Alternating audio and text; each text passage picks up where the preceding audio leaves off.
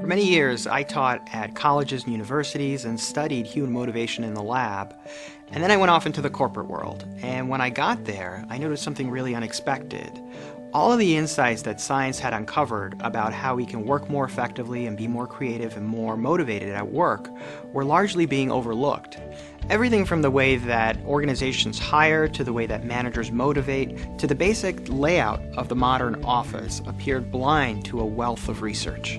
And it wasn't for a lack of effort. Every business owner I know wants an extraordinary company. The trouble is, all of the scientific insights are buried beneath layers of academic jargon. And so I wrote The Best Place to Work to give people in the business world an inside look at what science has uncovered on how we can all work more effectively.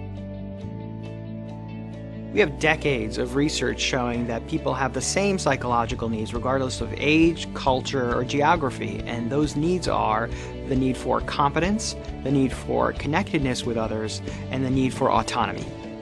When we have experiences that allow us to meet our psychological needs, we're happier, healthier, and more productive.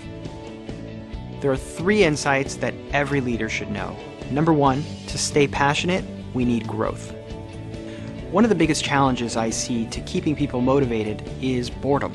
Work gets easier the longer we do it, and when work becomes predictable, our interest fades. That's why the best jobs have some element of learning. They get harder to do over time, not easier, and that progression is vital. It's when we're stretching our skills and building our expertise that we're at our most engaged. Friendships are the single most overlooked factor when it comes to building an extraordinary workplace. We're a lot more productive when we feel connected to the people around us for a number of reasons. One is we can devote a lot less attention to whether or not we're fitting in and more attention to actually doing our work. The second reason is we're more comfortable pointing out to our colleagues when they're off on the wrong path. And finally, when we feel connected to people around us, we're a lot more comfortable asking for help. One thing that the research tells us very clearly is that achieving top performance is no longer just about what we do in the workplace. To perform at our best, we need restorative experiences like exercise, sleep, and the ability to disconnect, especially if your work involves creative insights or complex decision-making. Think about the last truly great idea you had. Now ask yourself, where were you? Chances are you weren't sitting at your desk.